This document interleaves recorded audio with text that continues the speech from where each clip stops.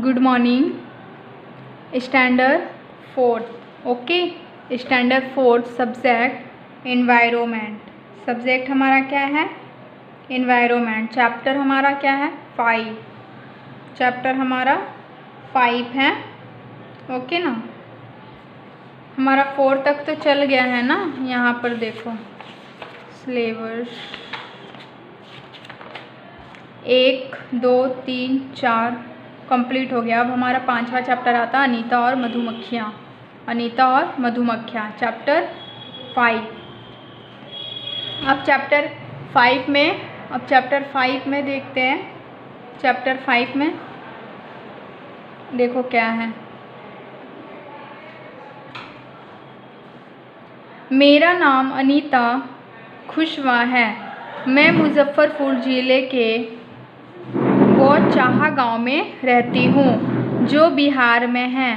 मैं अपने माता पिता और 2 छोटे भाइयों के साथ गांव में रहती हूँ। मैं कॉलेज में पढ़ने के साथ साथ छोटे बच्चों को पढ़ाती भी हूँ। मैं मधुमक्खियाँ पालने का काम भी करती हूँ। अब यहाँ पर अनीता नाम की जो एक लड़की है वो मुजफ्फरपुर ज़िले गांव जो कि हम बिहार में स्थित है। ये जो ज़िला है ना वो बिहार में स्थित है। अब वहाँ पे क्या होता था ना कि वो अपने माता पिता और छोटे भाइयों के साथ गांव में रहती थी। वो गांव कहाँ था? बिहार में था। वो गांव में रहती थी। वो कॉलेज भी पढ़ने जाती थी और कॉलेज के साथ साथ वो छोटे बच्चे को भी टीच कराती थी और वो मधुमक्खियाँ भी पालती थी क्योंकि उसको। और वो जो थी ना अनीता खुशवा नाम की लड़की, वो मधुमक्खियाँ भी क्या करती थी? तो पालने का काम करती थी। अब यहाँ पर आगे क्या बोल रहे हैं, आगे देखो। ये सब इतना आसान नहीं है। जब मैं छोटी थी तब मुझे बकरियाँ चराने जाना पड़ता था। मेरा भी स्कूल जाने का मन करता था पर मेरे माता पिता को लड़कियों का स्कूल जाना पसंद नहीं था। अब यहाँ पर बात क्या हो रही है, ऐसे बिहार में अगर देखा जाए तो शिक्षा का जो स्तर जो है ना वो कहीं ना कहीं इसी वजह से नीचे है। हमारे बिहार में जो शिक्षा का जो स्तर जो नीचे है, जो बिहार में कहीं ना कहीं इसी की वजह से नीचे है क्योंकि वहाँ के कुछ जो महिला है ना, औरत है ना, उनकी सोच जो है वो काफ़ी पीछे है। आज के डेट में भी बहुत देखने को मिलता है बिहार में ये सब। वो लोग ऐसा मानते हैं कि नहीं, लड़कियां स्कूल नहीं जाएगी, वो स्कूल नहीं जाएगी, वो बस घर का काम करे, घर में रहे बस। लेकिन अगर स्कूल की बात आती है, कहीं बाहर भेजने की बात आती है, पढ़ाने की बात आती है तो वो क्या करते हैं? इनकार कर देते हैं। जबकि कुशवा नाम जो अनीता थी उसको पढ़ने का बहुत शौक़ था। अनीता को पढ़ने का बहुत शौक़ था। उसे भी मन करता था कि हाँ मैं भी स्कूल जाऊँ, मैं भी पढ़ाई करूँ, बट ऐसा नहीं होता था।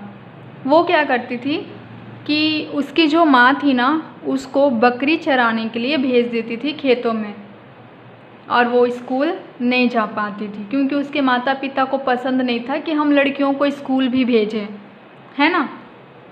अब आगे, यह एक सच्ची घटना है। स्कूल जाकर पढ़ लिख कर आगे बढ़ने वाली लड़कियों के लिए अनीता खुशवा एक आदर्श है। यह एक सच्ची घटना है जो कि स्कूल जाकर पढ़ लिख कर आगे बढ़ने वाली लड़कियों के लिए अनीता जो है ना वह एक आदर्श है, यानी कि मोटिवेट गर्ल है ना।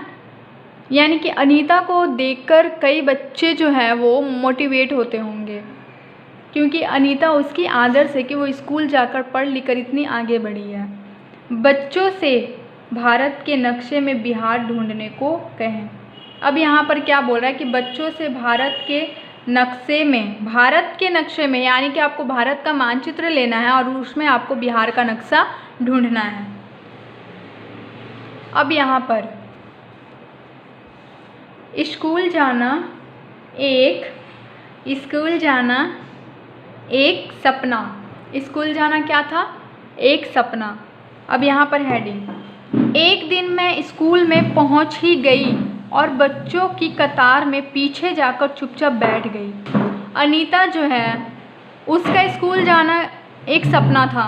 वो एक दिन क्या की स्कूल पहुंची गई और बच्चों की कतार में पीछे जाकर चुपचाप क्या बैठ गई। मुझे बहुत अच्छा लगा। घर आकर मैंने हिम्मत करके अपने माता पिता से स्कूल के बारे में बात की। जो अनीता थी उसको स्कूल जाना ऑलरेडी बहुत पसंद था, लेकिन वो उस दिन जब स्कूल गई तो फिर अनीता को बहुत अच्छा लगा और वो हिम्मत करके अपने पेरेंट्स को बता रही थी स्कूल के बारे में। उन्होंने मुझे स्कूल जाने के लिए बिल्कुल मना कर दिया, बट अनीता के जो पेरेंट्स थे उन्होंने बिल्कुल साफ इनकार कर दिया, मना कर दिया कि तुम स्कूल नहीं जाओगी। उस दिन मैं बहुत रोई। उस दिन अनीता जो है वो बहुत रोई। ओके, अब यहाँ पर हमारे गांव के एक शिक्षक को इस बात का पता चला। उन्होंने मेरे माता पिता को समझाया। बाद में जो है अनीता के गांव के जो शिक्षक थे उनको इस बात का पता चला और उन्होंने अनीता के पेरेंट्स को समझाने की कोशिश की। उन्होंने तो यह भी बताया कि 8वीं कक्षा तक की पढ़ाई पर कोई खर्च भी नहीं होता है।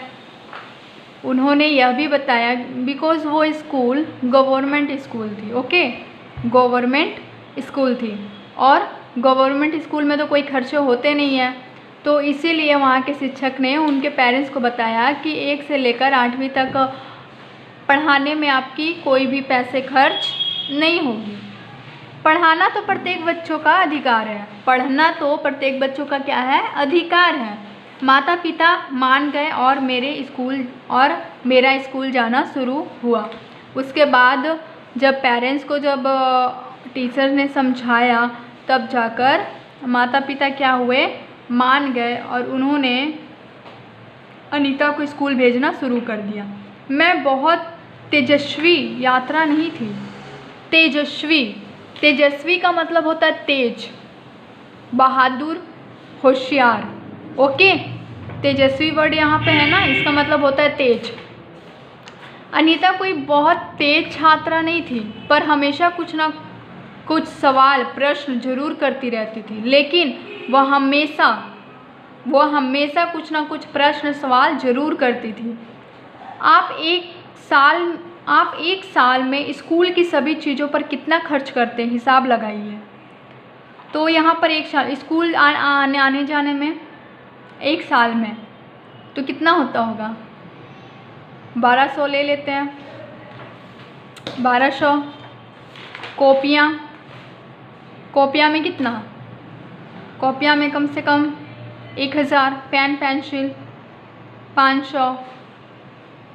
गणवेश, बस्ता, ये सब तो कितना? 300 होता होगा। बस्ते में हमारा कितना होगा? कम से कम 500 ही तो लगता होगा, क्योंकि अगर 500 के अगर एक बैग खरीदे तो वो तो साल भर आराम से चलने वाली है, उसमें कुछ तो होने वाला है नहीं।